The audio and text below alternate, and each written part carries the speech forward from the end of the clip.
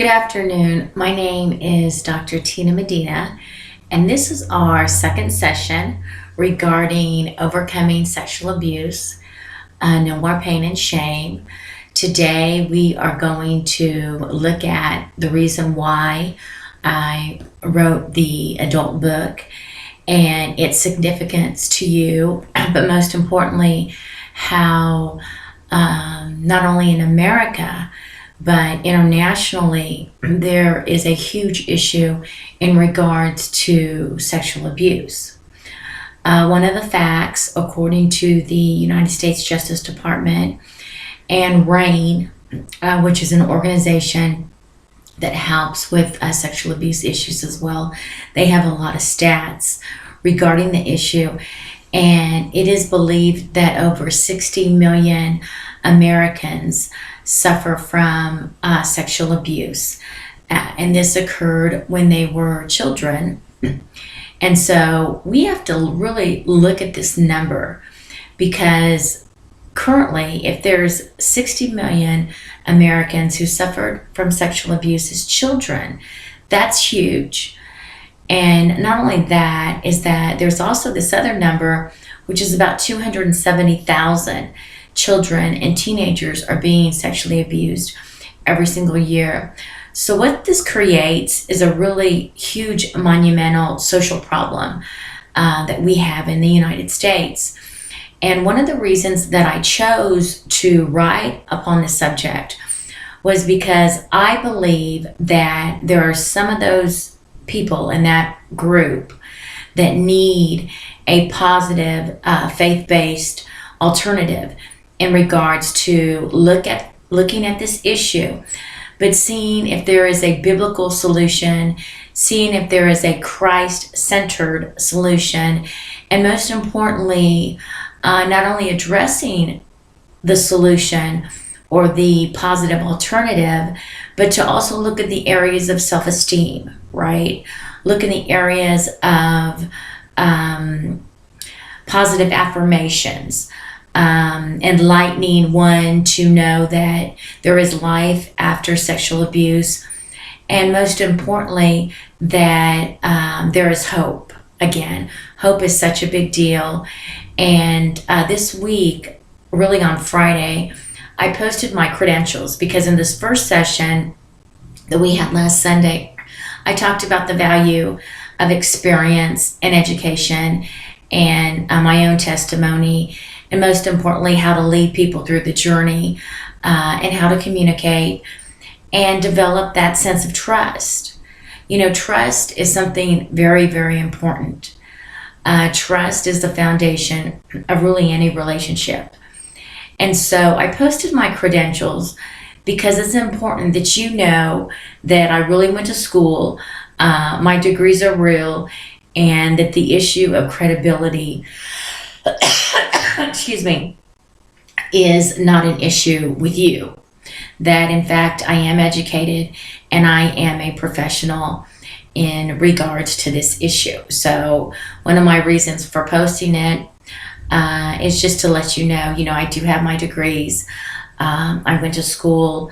I've been writing since I was 14 years old, and I've done a lot of research in this area. So just rest assured, you're talking to someone who is experienced, educated, and qualified. So I just wanted to share that with you. Again, we're building a foundation here. We're building a positive relationship. And I'm going to share an assessment with you, because I think it's important to know that this series was written from a spiritual perspective. So in my assessment that is in the adult book, I'm just going to share some questions with you, and it'll give you the opportunity to think about these.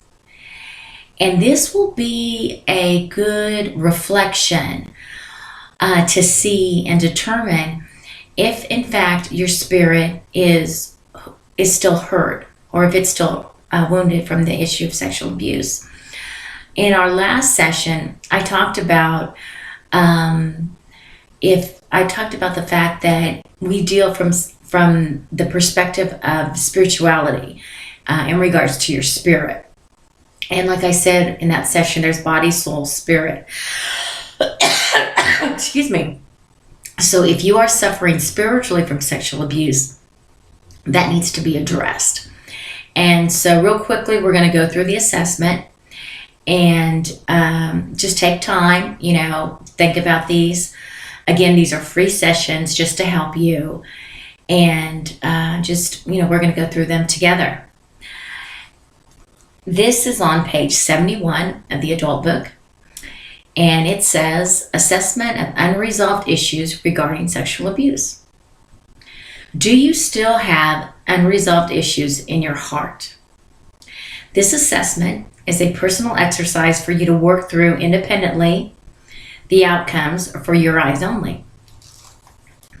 Read through and answer honestly the following questions to determine if you have unresolved issues that will require further exploration to heal. Number one, the event still bothers you in your inner spirit and heart.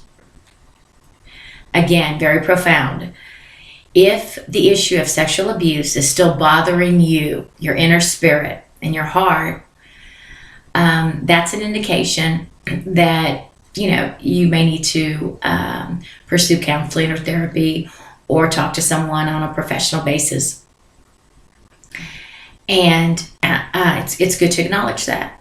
It's good to know, okay, this is where I'm at and this is where I want to be, and I need God, Jesus, and the Holy Spirit to help me get there.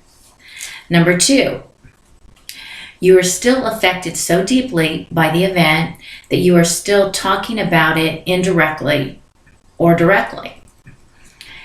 And again, what I mean by that is that there are a lot of people that I talk to in counseling that they will talk about their sexual abuse event as though it happened yesterday.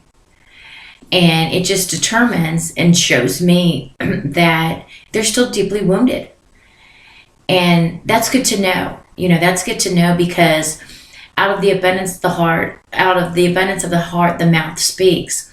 So if something is still bothering you and you're still talking about it, then I believe that's an indication that it's time to talk to a professional, get some help, and begin the recovery process. And there's truth in words. Words are very powerful. So it's just good to know that that's an indication that your spirit is still wounded, and that's okay. It's good to be, know where you're at, to get assessed and to begin to move forward. Get the revelation that, hey, it's time to talk to someone professionally. Number three, the event has put your life at a standstill because you can't get past the memory or pain of the event. Again, very powerful. I'm going to repeat that. The event has put your life at a standstill because you can't get past the memory or pain of the event. And you will discover in this book that I talk about outcast syndrome. And it's a term that I created because generally, in all my research, I found out that a person who's been sexually abused and has never dealt with the issue, it'll hurt them in their employment, their education, relationships, and overall stability in their life. So that's why it's very important that I encourage you this year to seek help, okay? Number four, you blame God. A lot of people do that. This kid that I wrote about last week, he was, not necessarily blaming God, but he was questioning God. And again, that's okay. It's all right. It's okay to say, hey, God, why did you let this happen to me? Let's talk about the issue. Let's get it addressed. And together, encourage you to get on the road to recovery. Number five, you choose not to talk about the event because you know that you're not emotionally ready.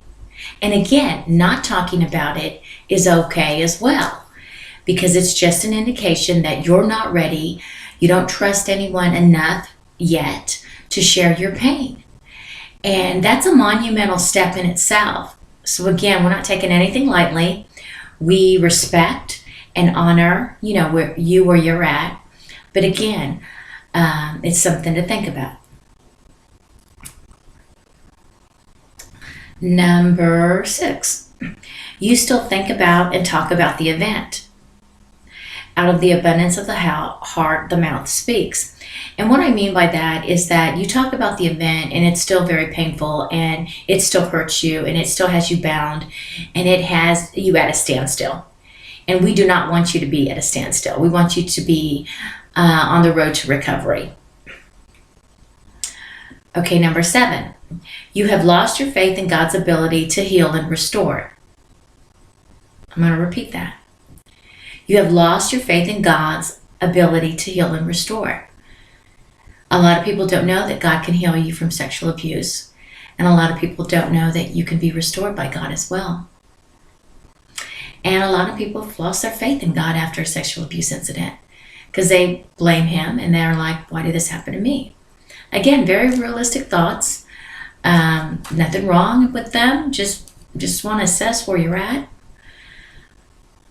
And then we have number 8.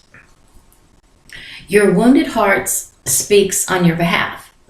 The heart is very dear to God, and He will minister to your heart and heal it like no one else can. So again, when you are speaking and you're wounded, the wounded part of your spirit is speaking out on your behalf, that's a good place to be, because then your counselor or professional can help you grow and begin the recovery process. Number 9, you have a stronghold in your heart or on your life as a result of this event or actions made against you by another person. I'm going to repeat that. You have a stronghold in your heart or on your life as a result of this event or actions made against you by another person. What I'm asking you is that in your heart, the heart is very important. You know that there's a standstill, right? There's a stronghold. There is this factor that's not letting you move forward, and it is very strong, and it's again putting you at that standstill. And then number 10, you feel like God has abandoned you. And I've heard this time and time again. God has abandoned me. But the reality is that He's not abandoned you at all. He has a lot of people in your life that love you, and He's using me and other people to begin to write material like this just to let you know that He loves you, that He will never leave you or forsake you, and that you are very important to Him, and He has promises in store for you in regards to your healing and restoration. And then number 11, your mind does not allow you to think outside the box concerning this event. All too often, there are people, individuals, who are so wrapped up again in this stronghold that their mind, they can't even fathom a day on what it would be like, or a day regarding what would my life be if I was healed. Again, this event has them again frozen in time, that they feel, hey, there are no options, right? There's no hope. I can't get help. It doesn't matter if I go to every therapist in America or if I see a Christian counselor. They just feel like there are no options, and your mind, your thought process does not allow you to think outside the box, which means that you're in a place where there's no hope. And hope is the essence of thinking outside the box, but also realizing that, hey, there's different options. Have I considered all the options? Number 12, you refuse to think that a biblical solution is possible. Like I talked about last week, a lot of people in the world do not know that God promises inner healing and sevenfold restoration, and that a biblical solution is possible. I fully support traditional counseling. I fully support case management.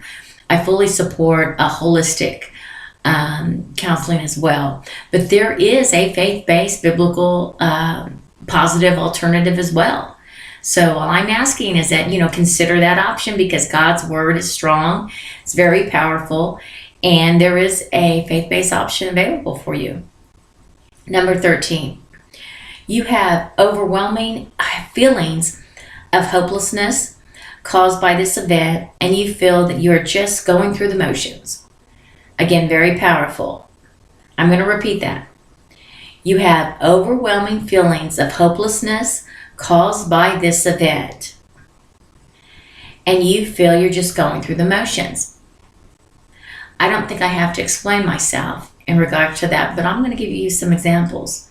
I have talked to women and counseled women that they felt that their life could not go on, that they could not work, they didn't want to go to school, they just stopped all aspects of their life because this event, this episode, this very hurtful episode, hurt them so much.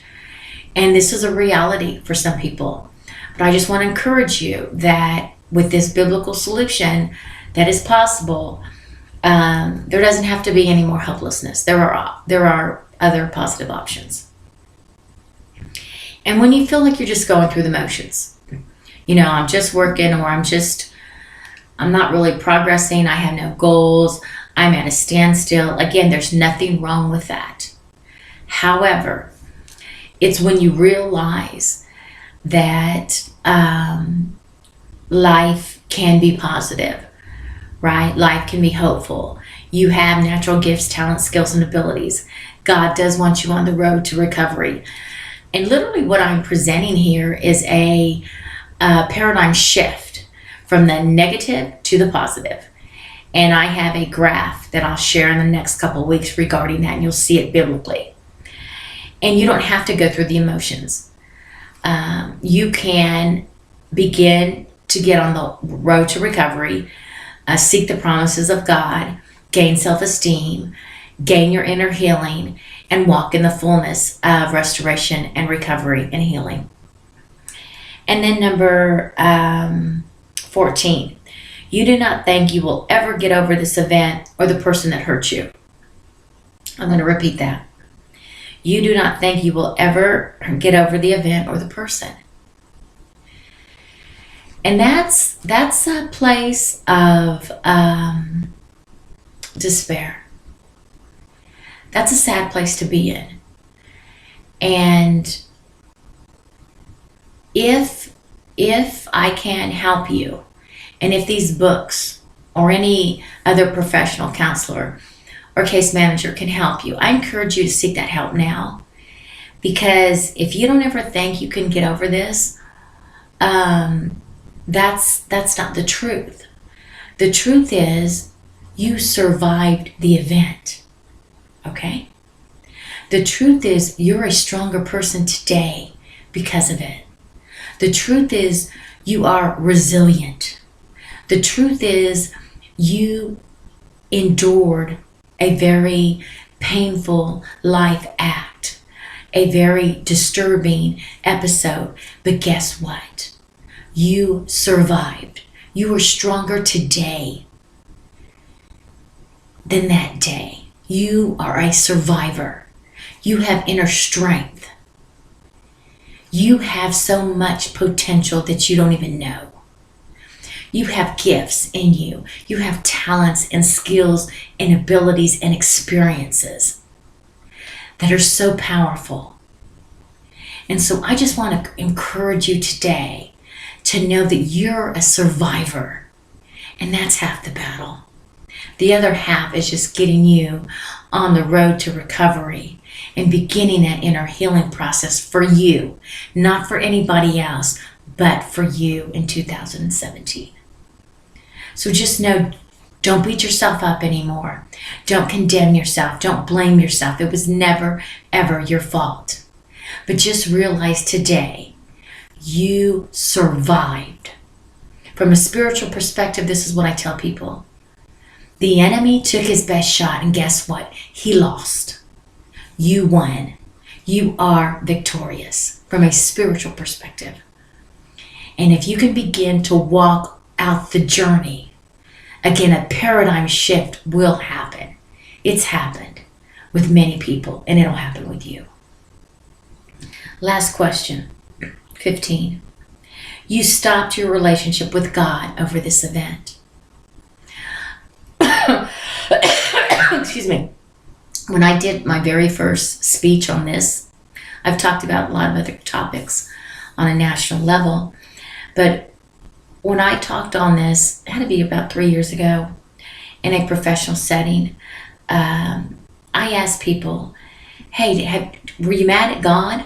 A, B, you stopped your relationship with God? Think about it.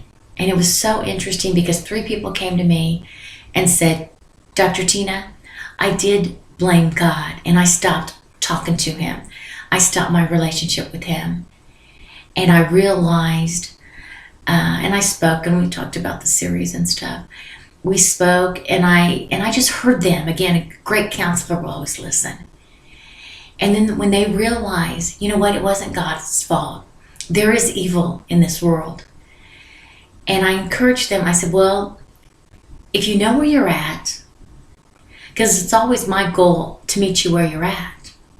And if you know you blamed God, can we ask him in prayer to begin to heal that relationship?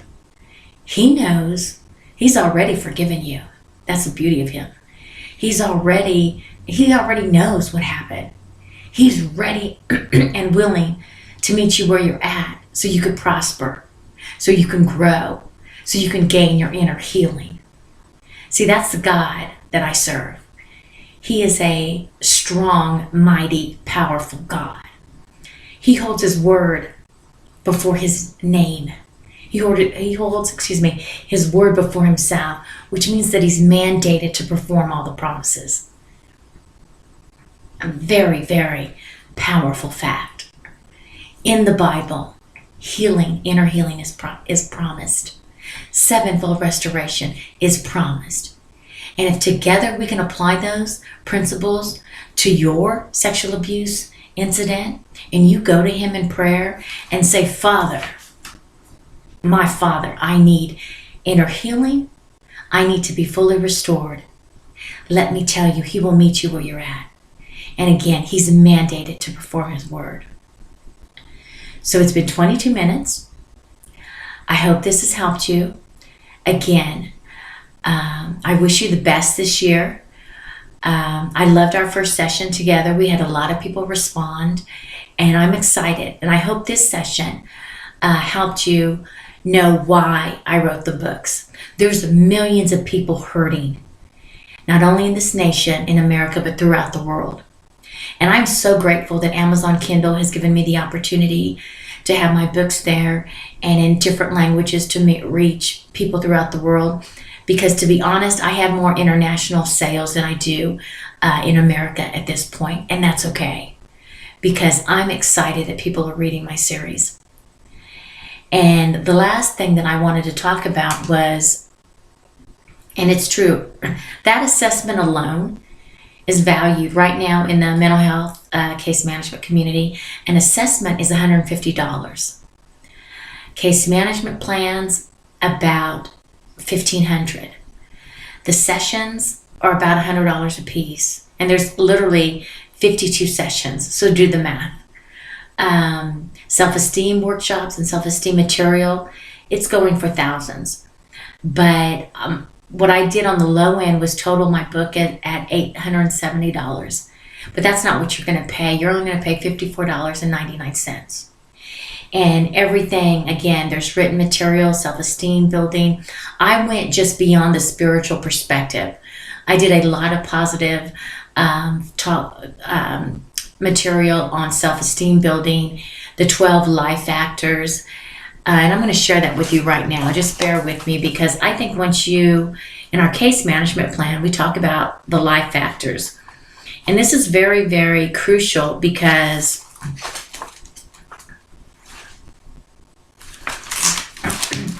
what you'll discover is that in a person's life, there's all parts of us, right? And what I mean is that there's all parts or elements of our lives. There's the spiritual side of us, okay? There's the emotional part of us. There's the financial part of us.